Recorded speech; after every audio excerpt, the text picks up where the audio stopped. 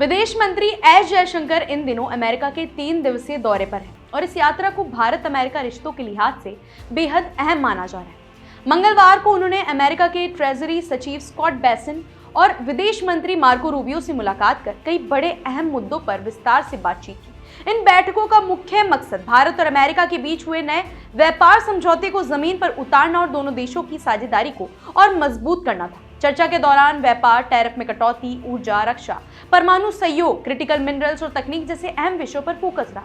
यह दौरा ऐसे समय पर हुआ जब एक दिन पहले ही अमेरिकी राष्ट्रपति डोनाल्ड ट्रंप और प्रधानमंत्री नरेंद्र मोदी के बीच बातचीत के बाद एक बड़े ट्रेड डील की घोषणा हुई थी। इस समझौते के तहत भारतीय उत्पादों पर लगने वाला अमेरिकी रेसिप्रोकल टैरिफ अब 25% से घटाकर 18% कर दिया गया है, जिससे भारतीय निर्यातकों को बड़ी राहत मिली है। पहले ये टैरिफ अगस्त 2025 में 50% तक बढ़ा दिया गया था, लेकिन अब इसमें भारी कटौती हुई है। जयशंकर ने सबसे पहले स्कॉट बेसेंट से मुलाकात की, जहां नए आर्थिक समझौते के नियम, शर्तों और क्रियान्वयन पर चर्चा हुई। उन्होंने सोशल मीडिया पर बताया कि बातचीत काफी उपयोगी रही और इससे दोनों देशों की आर्थिक और रणनीतिक साझेदारी को आगे बढ़ाने में मदद मिलेगी। इसके बाद जयशंकर ने विदेश मंत्री मार्को रूबियो से मुलाकात की, जिसमें द्विपक्षीय रिश्तों के साथ साथ क्षेत्रीय और वैश्विक मुद्दों पर भी विचार किया गया। खास तौर पर क्रिटिकल मिनरल्स, रक्षा सहयोग, ऊर्जा सुरक्षा और नई तकनीक पर साझेदारी को मजबूत करने पर सहमति बनी। रूबियो ने भी इस समझौते को दोनों देशों के रिश्तों के लिए एक बड़ा कदम बताया और नए आर्थिक अवसर खोलने की बात कही। इस ट्रेड डील का सबसे बड़ा फायदा यह है कि भारतीय वस्तु पर अब 18% शुल्क लगेगा और करीब $10 अरब के भारतीय सामान को अमेरिका में जीरो ड्यूटी यानी बिना टैक्स के एंट्री मिल सकती है।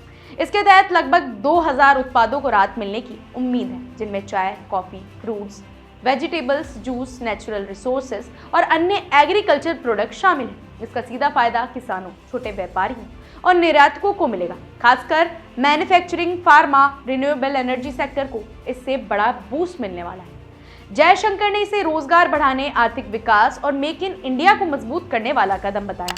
हालांकि इस डील को लेकर कुछ सवाल अभी भी बने हुए हैं, जैसे कि अमेरिका का दावा है कि भारत कुछ अमेरिकी उत्पादों पर टैरिफ जीरो कर देगा, लेकिन भारत सरकार ने अभी इसकी कोई पुष्टि ही नहीं की है। इसी तरह ट्रंप ने यह भी कहा कि भारत रशिया से तेल खरीदना बंद कर देगा, लेकिन इस पर भी कोई आधिकारिक बयान नहीं आया है। ऊर्जा व्यापार को लेकर स्थिति अभी साफ नहीं है। वहीं सरकार ने यह जरूर साफ किया है कि कृषि और डेयरी जैसे संवेदनशील सेक्टरों की पूरी सुरक्षा की गई है और उन्हें इस समझौते से नुकसान नहीं होने दिया जाएगा।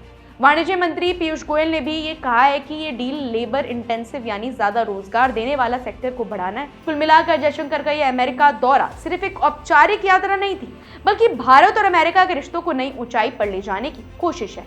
अब सवाल यह है कि क्या ये समझौता सच में आम लोगों, किसानों, कारोबारियों और युवाओं के लिए नए मौके बनाएगा? क्या इससे भारत की अर्थव्यवस्था और मजबूत होगी? और क्या दोनों देश भविष्य में और बड़े समझौते करेंगे? आने वाले समय में इसके जवाब मिलेंगे, लेकिन फिलहाल इतना तय है कि ये डील भारत के लिए एक बड़ा मौका लेकर आई है।